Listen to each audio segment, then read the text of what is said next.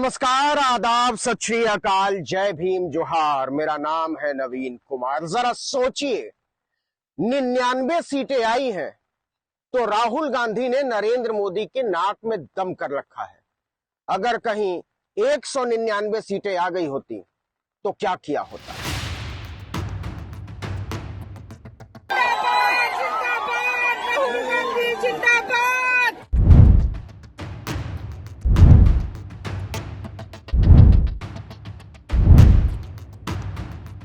इस खबर पर आगे बढ़ेंगे क्योंकि मणिपुर का दौरा किया है राहुल गांधी ने और नरेंद्र मोदी पिछले 1 साल से मणिपुर की बेटियों से, मणिपुर के बच्चों से, औरतों, बुजुर्गों से, नौजवानों से मुंह छुपाकर भागते फिर रहे हैं। तो जरा इस खबर को और विस्तार देने से पहले इस इलाके के बारे में आपको बता दें कि ये उडुपी और मणिपाल के बीच का एक इलाका है। सुरम्य वादियां हैं, पहाड़ी है और एक तरफ झरना बह रहा है। बारिश हो रही है, लगातार बारिश हो रही है। आपको बता दें कि आप 5 मिनट का एक स्ट्रेच बिना बारिश के यहां पे नहीं रह सकते हैं। अब बारिश होगी ही होगी। तो ये जो बारिश हो रही है ये बड़ी अच्छी बारिश मानी जाती है यहां। और मैंने सुना है कि दिल्ली में भारी गर्मी पड़ रही है, मुंबई में बहुत तेज बारिश हुई है, लेकिन सबसे ज्यादा भीगा हुआ महसूस कर रहे हैं नरेंद्र मोदी, क्योंकि शर्मिंदगी की भी अपनी एक बारिश होती है, दुखों की भी अपनी एक बारिश होती है।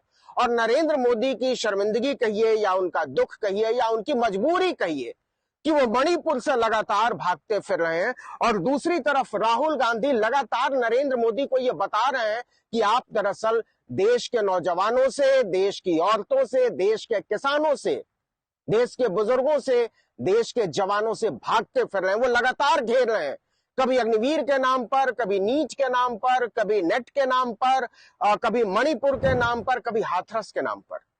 सवाल ये कि नरेंद्र मोदी मणिपुर कब जाएंगे, प्रधानमंत्री नरेंद्र मोदी हाथरस कब जाएंगे, प्रधानमंत्री नरेंद्र मोदी कब दौरा करेंगे, राजकोट हादसे के पीड़ितों से मिलने का मौका कब निकालेंगे। आपको बता दें कि 4 जुलाई को दिल्ली में गुरु तेग बहादुर नगर में राहुल गांधी ने मजदूरों से मुलाकात की थी और उनसे जाकर बात की थी। 5 जुलाई को तड़के सुबह 5 बजे वो हाथरस के लिए निकल जाते हैं। हाथरस में जो हुआ है वो आप सब जानते हैं। सूरजपाल नाम का बाबा जो है वो कैसे भागता फिर रहा है और सरकार कैसे बचा रही है सूरजपाल को।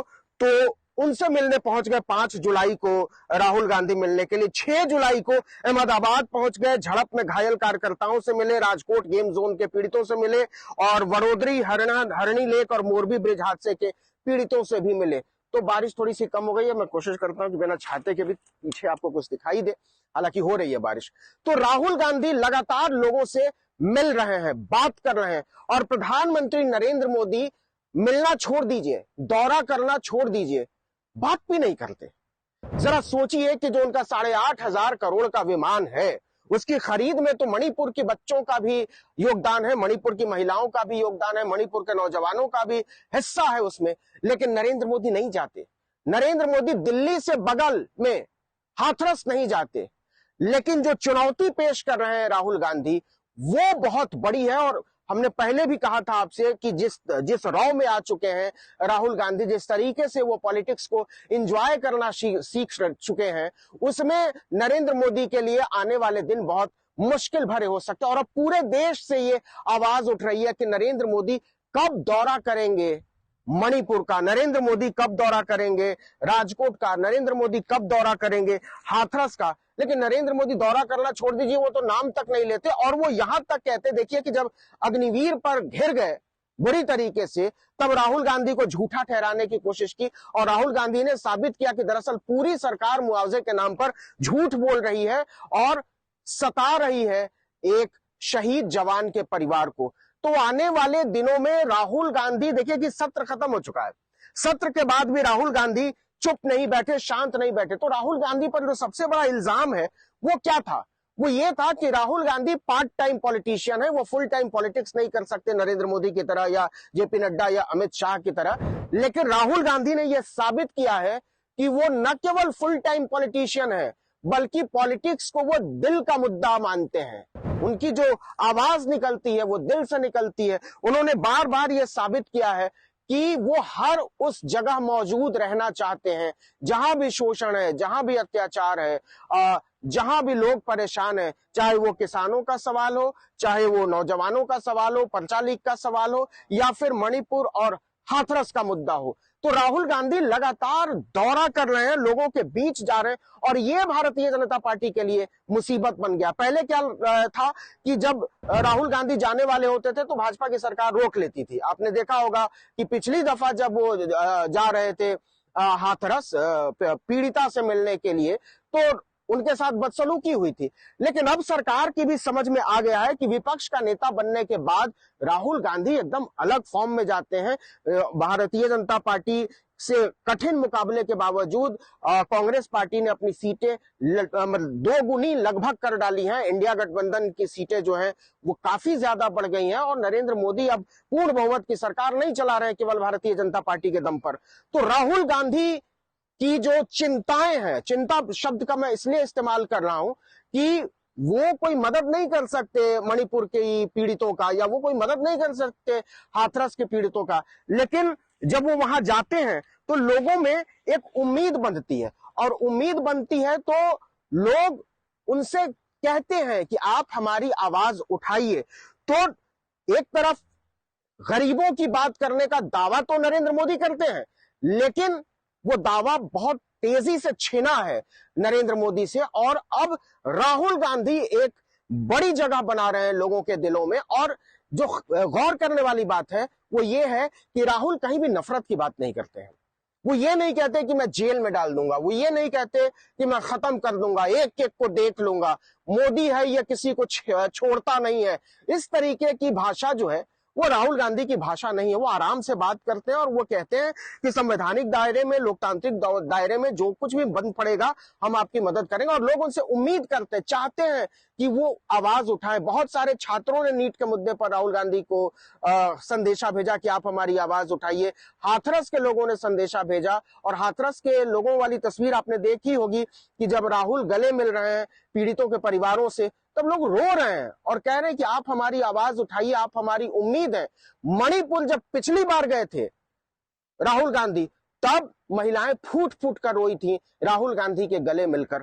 तो राहुल गांधी का जो एक चेहरा बनता है राजनीति में, वो एक अलग किस्म का चेहरा बनता हुआ नजर आ रहा है। वो बहुत सारे खेले खाए या घाये नेताओं से अलग किस्म का चेहरा है। उसमें एक ममत्व नजर आता है, उसमें एक करुणा नजर आती है, उसमें जो है एक संवेदना नजर आती है। तो कई बार लोग ये महसूस करते हैं कि भले राहुल गांधी के पास ज्यादा सीटें ना हो, भले राहुल गांधी के हाथ में सत्ता ना हो, लेकिन राजनीति, सत्ता और राजनीति दोनों अलग अलग चीजें होती हैं। तो राजनीति में जो भूमिका राहुल गांधी अभी निभा रहे हैं वो वाकई सराहनीय है, और एक मजबूत विपक्ष के बेहद मजबूत नेता के तौर पर उन्होंने बहुत कम दिनों में जो पहचान बनाई है, पहचान से भी बेहतर होगा कहना, जो साख बनाई है, वो नई उम्मीद पैदा करता है। और जितनी नई उम्मीदें राहुल गांधी पैदा करते हैं उतना ही कलेजा बैठता जाता है नरेंद्र मोदी का। और हम सब जानते हैं कि नरेंद्र मोदी का सीना चाहे जितने इंच का हो, वो तो नापने वाले दर्जी जानते होंगे, लेकिन उनका दिल बड़ा छोटा है।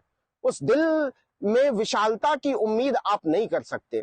तो इसलिए राहुल गांधी का मणिपुर जाना एक तरफ जहां उम्मीद बंधाता है, वहीं दूसरी तरफ सवाल खड़े करता है कि नरेंद्र मोदी मणिपुर कब जाएंगे। सत्ता के मजे लूटते हुए नरेंद्र मोदी कब बात शुरू करेंगे गंभीरता से मणिपुर की शांति को लेकर, क्योंकि साल भर से ज्यादा वक्त गुजर चुका है। और अब तो खुद आरएसएस कहने लगा है कि बहुत समय गुजर चुका है और सत्ता जो है वो ठीक से काम नहीं कर रही है, और इस तरीके से देश चल नहीं सकता है।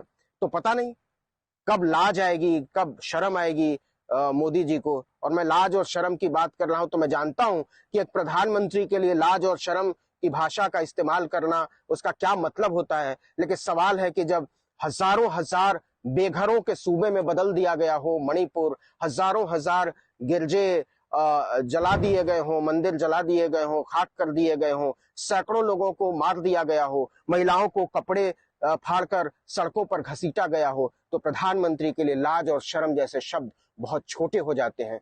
तो इसीलिए ये सवाल मैं छोड़ रहा हूं आपके सामने कि आप भी पूछिए कि प्रधानमंत्री जी, आप अपने हजारों करोड़ के उड़न खटोले में आराम से महंगा जूस पीते हुए, आयातित चश्मा लगाकर, इंपोर्टेड कलम खोसकर लहराते हुए कब जा रहे हैं मणिपुर, कब जा रहे हैं हाथरस, कब जा रहे हैं अपने ही गुजरात के राजकोट। तो इस वीडियो में इतना ही, लेकिन अगर आपने आर्टिकल 19 इंडिया को अब तक सब्सक्राइब नहीं किया है तो फौरन कर लीजिए, बेल आइकॉन दबाइए, घंटी जैसी आकृति, लाइक कीजिए और कमेंट करके बताइए हमारा वीडियो आपको कैसा लगा। हमारा ट्विटर हैंडल है article19_India और मेरा ट्विटर हैंडल है नवीन जर्नलिस्ट। इन खूबसूरत वादियों के पीछे से एक बार फिर आप जी भर कर देखिए। मैं तो बहुत सारी सांसें जमा कर ले रहा हूं, क्योंकि मुझे पता है कि दिल्ली में जाऊंगा तो वहां एक बार फिर से उसी पोल्यूशन में जीना होगा। लेकिन यहाँ तो AQI मुझे तो कई बार लगता है कि माइनस में ना हो। एकदम ऐसा लगता है जैसे कुदरत ने हरी चादर बिछा डाली हो, सब कुछ हरा हरा हरा। या तो पानी नजर आता है और नहीं तो पत्ते नजर आते हैं, घाटियां नजर आती हैं, झरने नजर आते हैं, झीलें नजर आती हैं, नजर आते हैं झरने। तो इतना खूबसूरत देश है हमारा, कौन लोग हैं जो इसको बर्बाद करने की कोशिश कर रहे हैं? कौन लोग हैं जो जहर घोलने की कोशिश कर रहे हैं इन हवाओं में, इन फजाओं में, इन पहाड़ों में, इन बादलों में, इन फूलों, पत्तियों और पंछियों के कलरव में? नमस्कार।